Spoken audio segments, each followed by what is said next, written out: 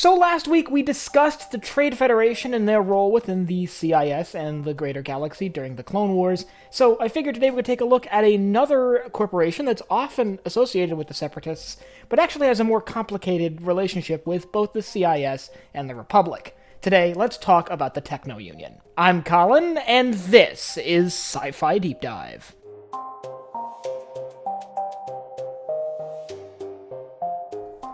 Remember, if you enjoyed this video, to head down below and hit that subscribe button. So like the Commerce Guild and the Banking Clan, the Techno Union is actually a group of smaller corporations that all serve a common industry, banded together to sort of form one larger entity. And there's actually a boatload of corporations in the Techno Union. So, to understand the role that the Techno Union played in both sides of the conflict, we have to understand what these companies did. Now, it's notable here that the Techno Union was actually a member corporation of the Separatist Council, so they had representatives on the leading executive council within the Separatist Alliance, and they had a representative within the Galactic Senate for the Galactic Republic. So, like the Trade Federation, they were on both sides, but unlike the Trade Federation, they didn't claim to be two separate entities. Instead, the Techno Union simply claimed that they were trying to look out for their interests on both sides of the conflict, claiming to be a completely neutral party, with members within the Techno Union having a slightly more separatist lean when it comes down to personal opinions. Now, this is to be expected. These are corporate individuals, and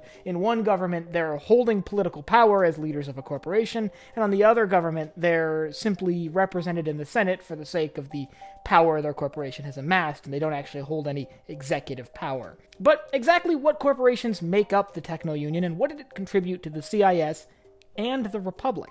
Well, one of the most significant contributions the Techno Union was able to provide to the CIS was manufacturing capability. A vast array of Separatist war equipment, but most notably the B-1 and B-2 battle droids, were manufactured by corporations that all belonged to the Techno Union. So Techno Union factories could be used to roll out B-1 and B-2 battle droids, as well as a variety of different armored units. And that number just grew as the war went on because of the vast manufacturing capability of the Techno Union.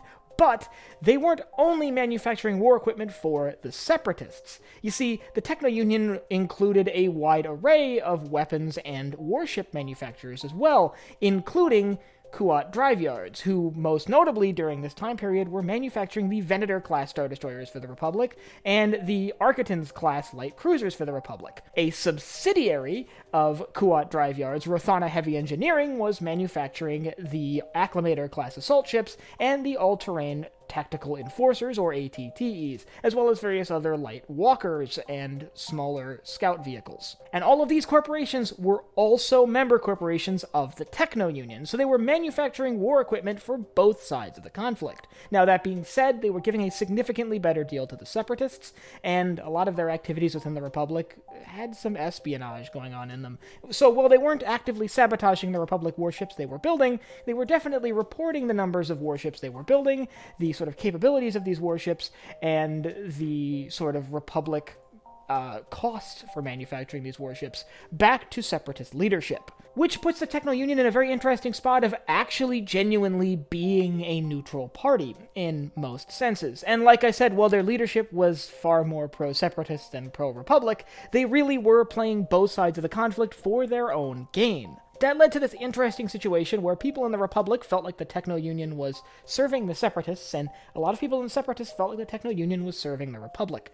Both sides tried to lobby the Techno Union to cut off war support to the other, and neither was successful. At the end of the day, the Techno Union did survive up until the end of the Clone Wars, but didn't survive much beyond that. With the end of the war, most of the Techno Union leadership was killed on Mustafar during Darth Vader's mission to Mustafar at the very end of the conflict, and the Techno Union was sort of put under the control of the Empire until a more permanent solution could be found. However, that more permanent solution ended up being a lot of the military manufacturing power being transitioned over to making Imperial weapons and either being state-owned weapons factories or being handed over to Imperial partner companies like Scinar Fleet Systems for the construction of their own warships. A lot of the mines that were working with the Techno Union, since they did have a large mining base to supply their manufacturing capabilities were handed over to the Mining Guild, which was working closely with the Empire, and the last corporations that were working under the Techno Union, corporations like Kuat Drive Yards, for example,